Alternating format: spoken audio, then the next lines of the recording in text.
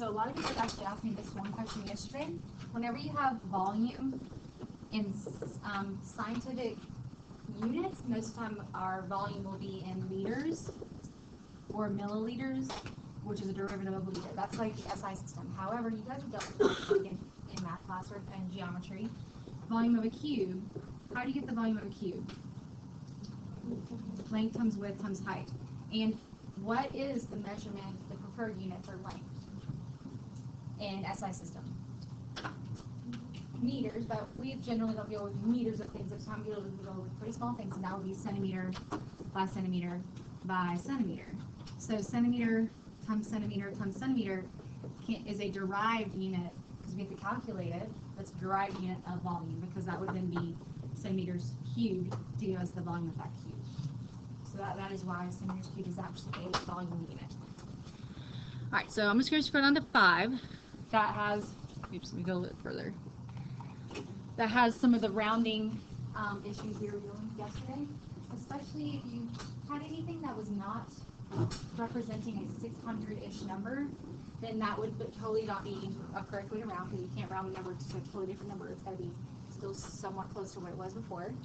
And I think you guys probably understand the precision number 6, because you guys did well about that pre-quiz yesterday.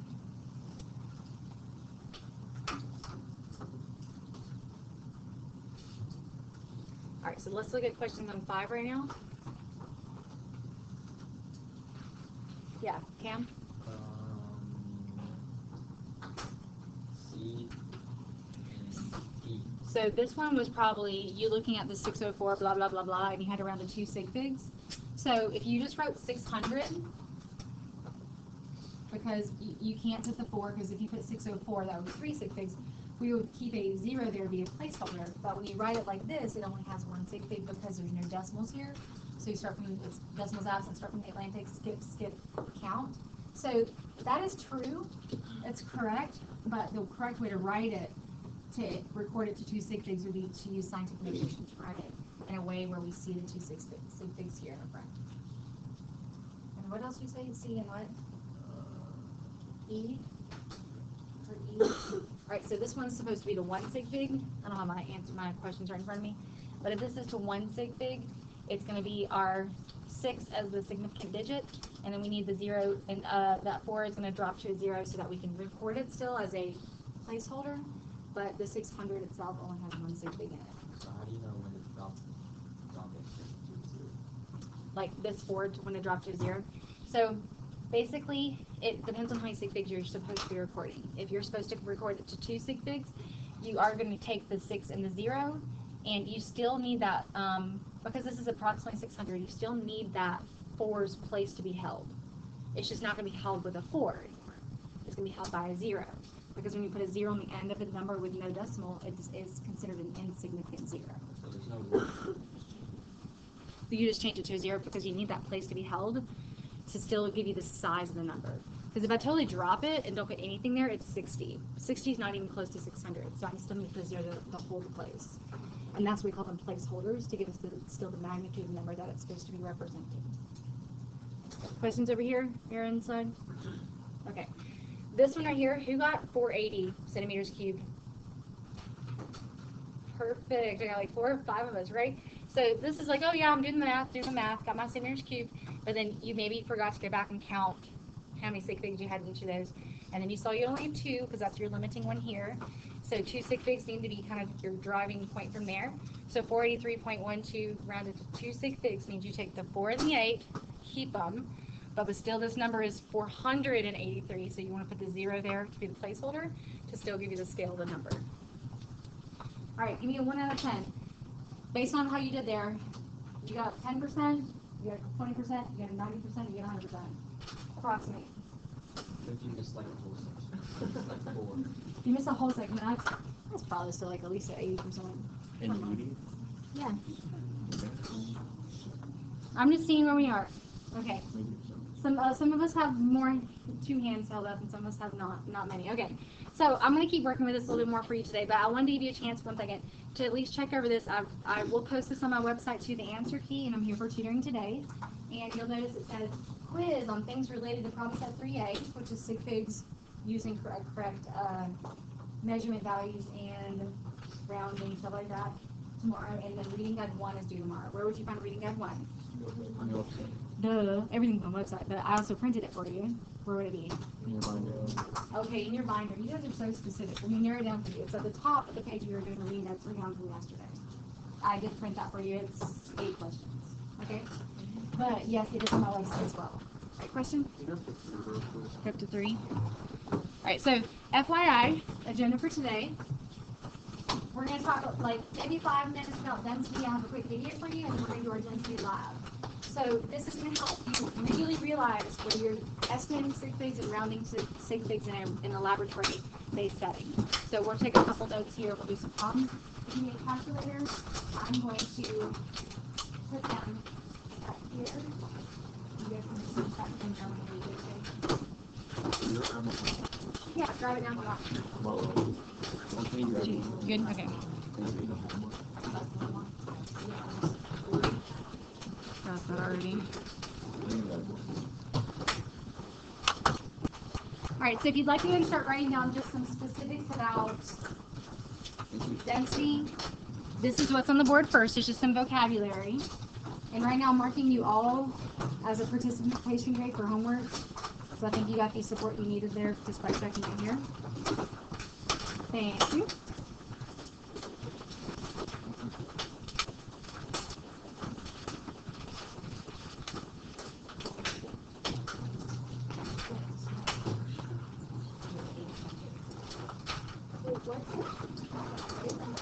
Your homework? It's on my website. That's all. The one that says all reading guides, and it's on the page that you were looking at yesterday.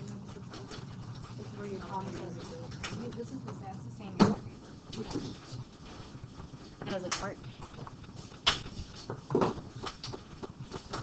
So what I'm saying, sheet is that data table we've yet to use. So I will print it this time. Okay.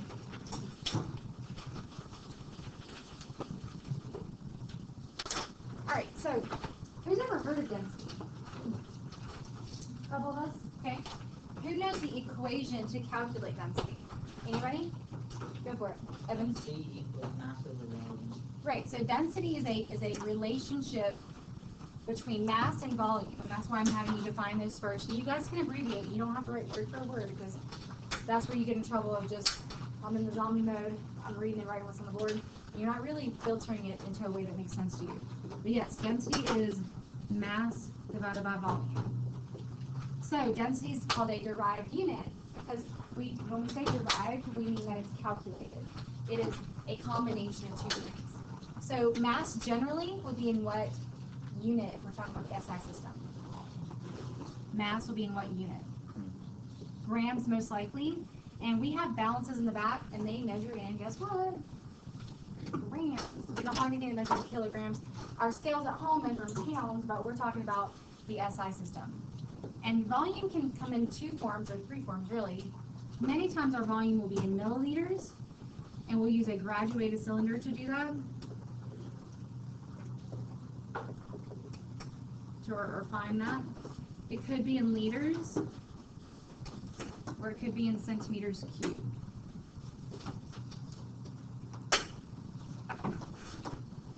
So the volume could be in milliliters, liters, or centimeters cubed. We'll use all 3 of those, but probably milliliters and centimeters more than liters.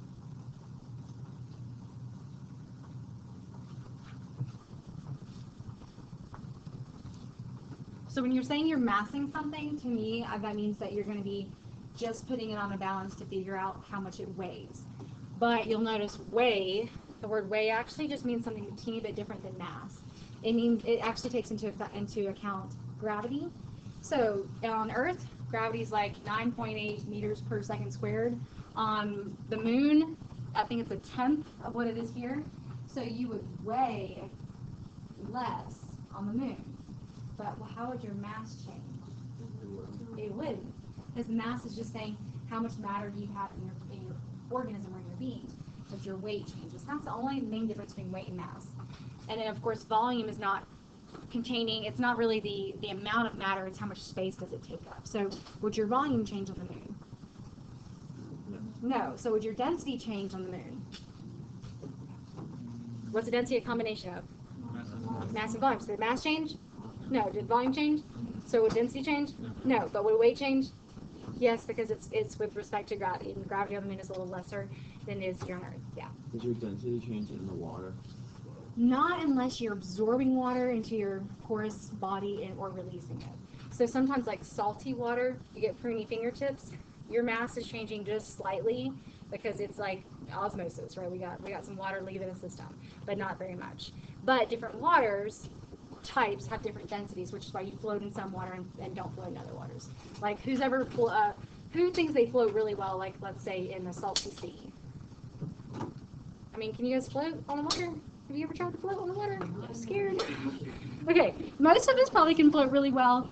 We can float better in the ocean. I know there's some undulating waves and stuff that's kind of like knocking us back down, but we actually technically can float better in the ocean than we could like in a swimming pool at home, because the salt is forcing it's taking up more space, so it's more dense than we are. All right, so that's kind of your vocabulary. This is more what we're working with. We're going to solve maybe 3 problems. I have a quick video for you guys as well. And this is where I'm going to start first, okay? So I'm going to start giving you guys some word problems, but I want you to realize word problems are really simple if you can pull up the 2 nuggets of information that are important. So here we're reading, we're seeing that I did not have this on your paper, so you might want to write down pieces of this, okay? So the mass of a rectangular solid is 152.2 grams. So write on your paper, mass 152.2 grams. Its length and width are 3 centimeters, okay? Oops, 3. That's length. Width is 3 centimeters, and its height is 2 centimeters. Okay, so we have a rectangular prism. We have something that's going to be a 3D object. What is the formula for the density of the rectangular solid, and then calculate it? So at this point, it's really similar to what we've set up over here. It's just now we've got 3 or 4 numbers to work with. So we know the mass, right? So it's 152.2. How do I get volume? Multiply those 3 together, right? Length times width times height. So I'm going to put V down here and just go ahead and do that by plugging in my numbers, which each of these numbers have how many sig figs? 3, 3, and 2 centimeters all have what? 1 sig fig. Okay, so keep that in mind. So calculate, you guys can do it in your head. What's 3 times 3? 9 times 2, and then, so that's 18, right? So here's the trouble. You're like, when do I round to sig figs? You never want to round in the middle of a problem, because that's not your final answer.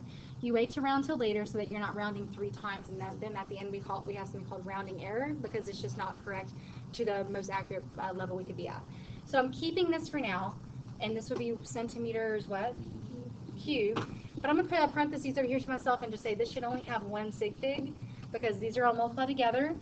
I'm looking at sig figs, it should have 1 sig fig, right? So if I were to round that, what would this need to be recorded to? 20. Yeah, because you want to keep the 1, because that's your 1 sig fig, but then you look next to it and you see an 8, and you're like, what do I got to do? Round up, and that'll be 20. So I know that's what I could write, but because I'm still not done, I need to calculate. I'm not going to round just yet, but I can keep that in mind. All right, so if density is mass divided by volume, or mass per volume, we're going to take 152.2 grams and divide it by 18 centimeters cubed. Calculate. 8.45. Sorry, I do some call outs. So what is this? 100%? 8 point what? 8.45. Anything else? Up by 5.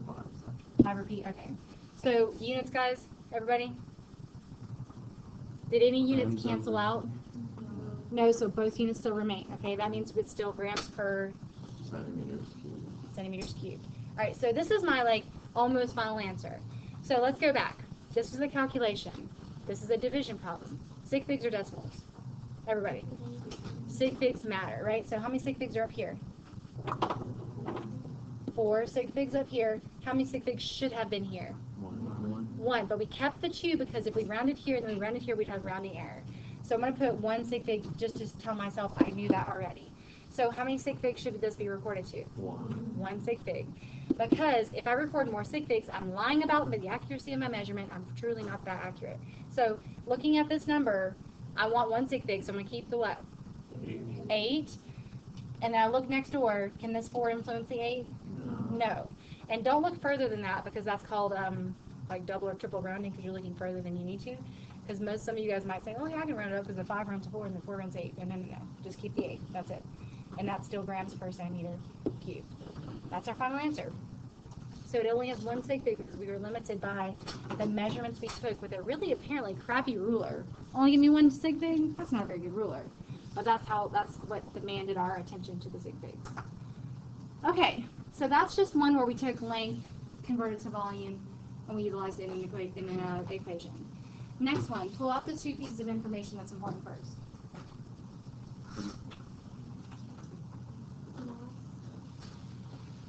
So I heard someone say mass. What else? Go for it. Volume is 15. So how are you doing that? Because I actually want to write that down. Okay. Because you're putting the object into the water, and it's pushing the water up, which is causing the water to rise. You just take measurements and subtract. And subtract. Okay, so I wanted to hear the word subtract. That makes me think of something different than sig figs, right? Okay, this is like easy math. You've done density probably, or something similar to it in your life before. So we see the mass is 45 grams, and we see there was water that was displaced, and this is how you'll measure the volume of irregular shaped objects. Because like, let's say I had a rock and I put it in there. I don't really have like length with height to do that, so I have to do water displacement because it's an irregular shaped object. So volume here is 75 minus 15 milliliters. Not 15. Went ahead and calculated that one. Which is what? 15. Okay, and so this subtraction here, both of those are going to be just at 0 decimal places after, 0 digits after decimal, because they don't have anything else. So this is going to be my final volume. So now I'm going to take 45 as my mass, divided by my volume, and 15 milliliters. Now I'm doing a what kind of problem? Division, so you're thinking sig figs instead. Go ahead and tell me my answer just by division. Everybody says 3, right? And that unit would be what? Grams per milliliter. Because these units are not canceling because they're different units. But you can only cancel units on the top and the bottom if they're exactly the same. So going back here, you said this is division. You're thinking sig figs. How many sig figs are here? 2 and 2. So this should be recorded to 2 sig figs as well. Make this 2 sig figs. 0.0. So now you're telling me, hey, I'm pretty accurate here. I've got 2 sig figs, whereas that one might have 1. So that's the kind of math we're doing, right? We're just having this little back burner conversation with ourselves, like, okay, sig figs, decimals. And that's the only thing that makes us just one step further, okay? Who feels okay with density right now? Okay, I'm going to show you a quick video first on density, and then we're going to work a lot more with it in the lab. All right, so I had 2 videos. I think I'm going to change just to 1, because this was the better one. And a regular cold. That is not, hold on. Density facts. All right, so there are 5 density facts coming at you. Write down some of them, just like a brief statement. Please don't write down the whole factoid, but you have 5 statements that you should have on your notes after this. A can of Diet Cola will float, and a can of regular cola will sink when placed in water. You see, in the same amount of fluid ounces, there are more atoms in the can of regular cola. The main ingredients in cola are carbonated water and sugar.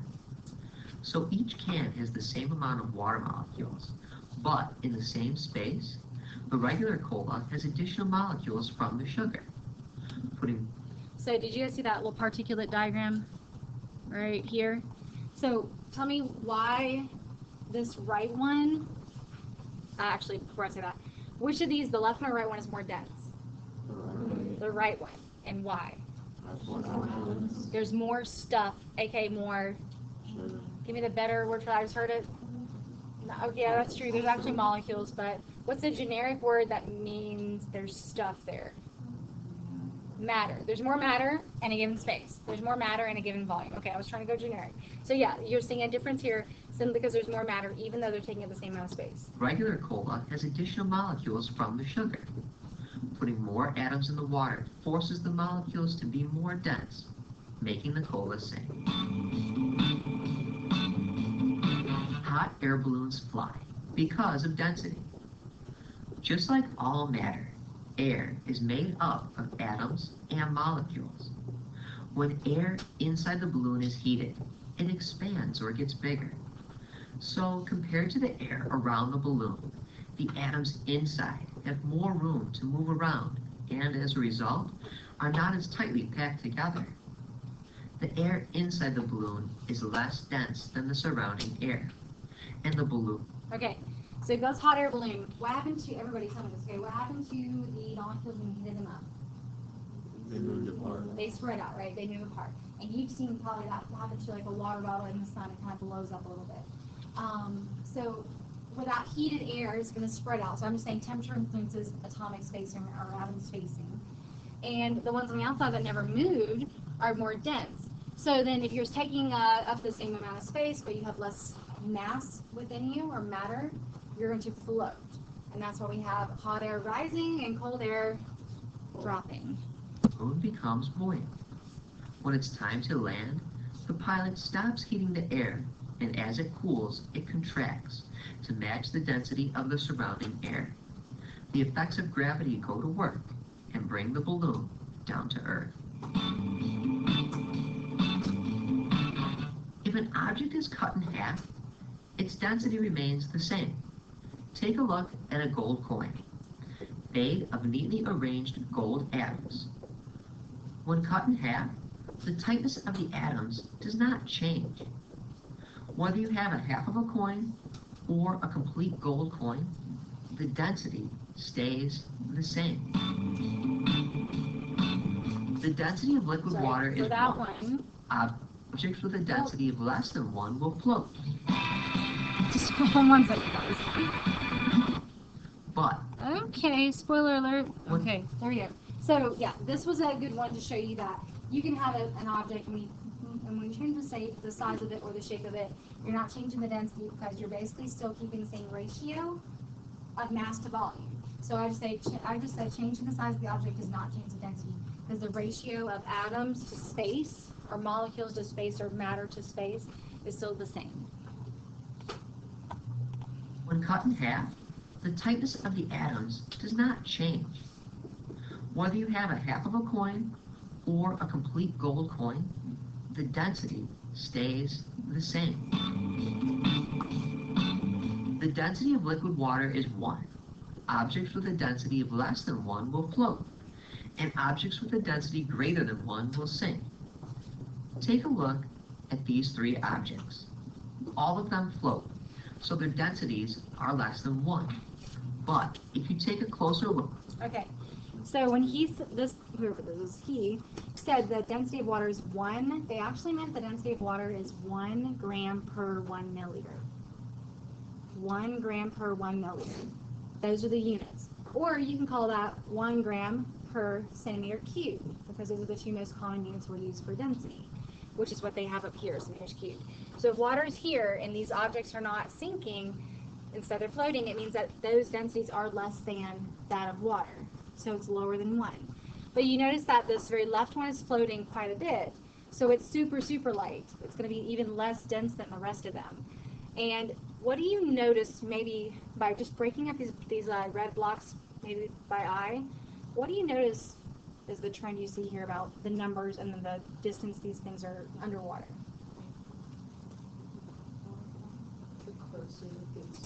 I hear point far apart, but that's close though. Say again? I heard somebody over here. I don't know if it's right. That's okay. Go for it. Yeah. I just said that the further the number gets to 1, the further down The object is in the water, right? So basically, the closer the density is to 1, that of water, the further down it sinks until it's you see that as density almost equals. And so, yeah, they are broken up by low, medium, high. And so you have little, half, and then more of it underwater. And then they're going to explain it further. But there is a reason for this pattern. increases, more of the block is below the waterline. Scientists have figured out the density of a block converted to a percentage is equal to the amount below the waterline. For example, if 75% of a block is below the waterline, its density is 0.75. Ice floats because of density. When water freezes, it expands. Just like the expanding air in the hot air balloon, water molecules in expanding ice spread further apart. The atoms in ice are not as tightly packed together as they are in the liquid phase. If we observe an iceberg, notice about 92% of the iceberg is below the waterline. This means that the density of ice is 0.92. Further apart. So this is an interesting feature about water. Liquid water, H2O, has a bent shape, and you guys can see that right here. It has a little angular shape. Water, when it freezes, actually forms like this hexagon with 6 molecules all in like a big hexagonal shape. So if you're forming a hexagon of water molecules, what do you think's in the middle of that hexagon? And I'm just saying the water molecules are around the sides. No. Nothing. There's nothing in the middle of it. So some people say there's air in the middle of it, which makes ice look different than like Antarctica's ice. But there could be air, there could be nothing. So if there's nothing in the middle of something, what happened to its mass? It went down, but it's still taking the same or a large amount of space. So if mass went down, but the volume's still the same, what happened to the density? It went down. It should have gone down because there's lesser mass than there was before. So that's why ice floats, and that's, we see that every day, but it's because of the spacing arrangement here. All right, so you got your factoids down. That gives you a little bit of context to why we're talking about density. And then now we're going to go to our lab groups, but I'm going to explain this first before you guys run back there and get started. So we didn't get to look under our lab cabinets, our lab notebooks a lot. But when you get back there, you're going to get to your lab cabinet, open your lab notebook. It's probably about the 10th page back or so. It'll say density inquiry. So that's titled right there. Every time you do a lab, so get a piece of paper out, okay? Write this down for yourself just so that you don't forget that you're going to be doing this later. Every time you do a lab, you're going to have a purpose statement. And sometimes I legit just give you the purpose statement at the very top of the lab and like, this is the purpose of the lab. Other times you read the first couple sentences, the paragraph of intro or background reading, and then you just say, okay, I get the gist of it. I can write my own purpose statement. So after you write your purpose statement, you're then going to look in your little buckets. I have buckets at the lab stations, and you guys have between 6 and 8 random objects. So some of the random objects look like this. We've got some cubes made of different materials. We've got some cylinders. We've got a little brass brad for some of you guys. Just rods. Okay? So you've got different things you're going to be finding the density of. So what your goal for the lab is you're going to use any of the lab equipment you feel is necessary, but think about what you're using and, is it valuable?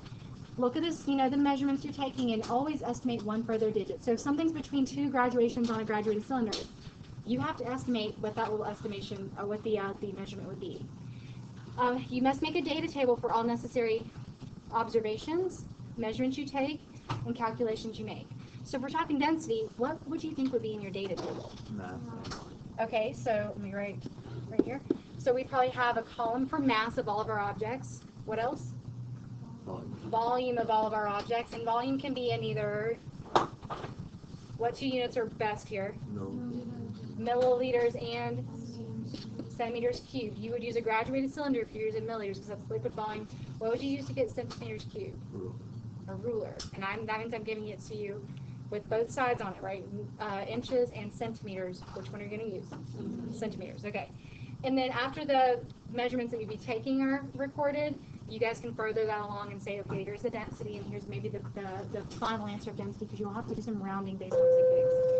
Once you get that, you're going to arrange them in order from least to most graded, or least to most dense. Send me an email with a picture of it. You're going to put it on a sticky note, the names of your group members, that's fine, or just stick it in the email itself. After that, there are a couple questions on the lab itself. That gives you a finish up the lab, okay? So you guys should have enough time to get done what you need to get done, as long as you divide and conquer some, okay? Do you remember your lab groups? Yes or no? Yes, okay, bye. Go to your labs. Yes, you are golf floors. I have you just read the lab and empty lab. Don't want to be used, hopefully.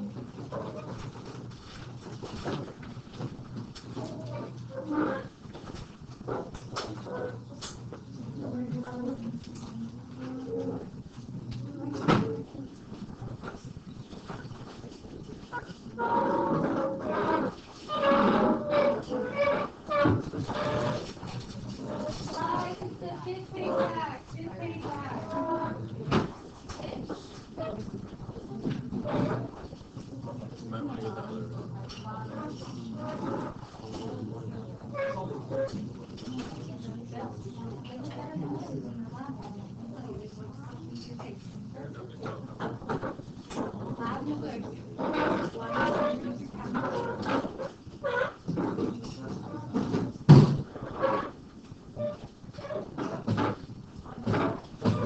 Do we have to call anything or do we want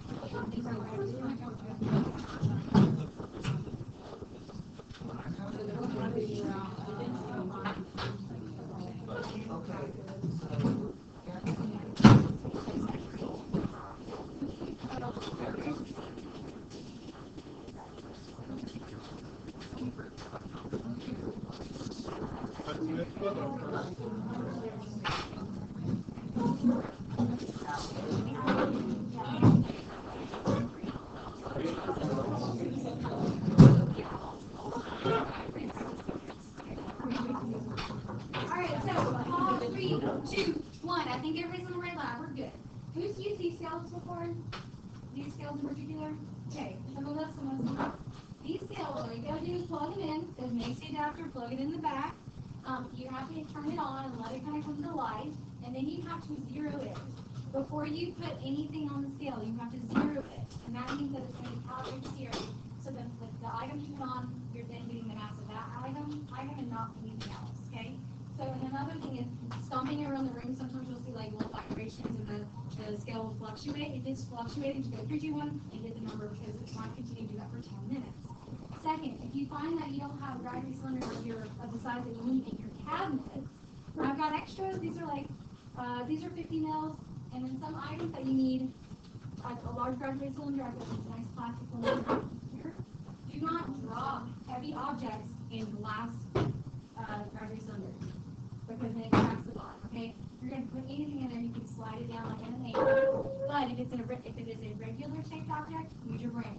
You got a cylinder, you got a cube, you know how to find the volume of that based on area of the cylinder area of the cube.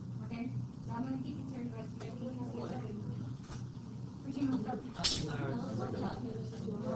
Yes.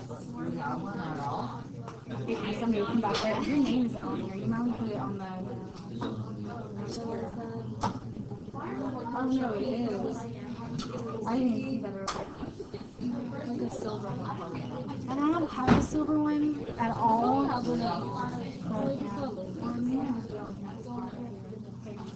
Bye, girlie.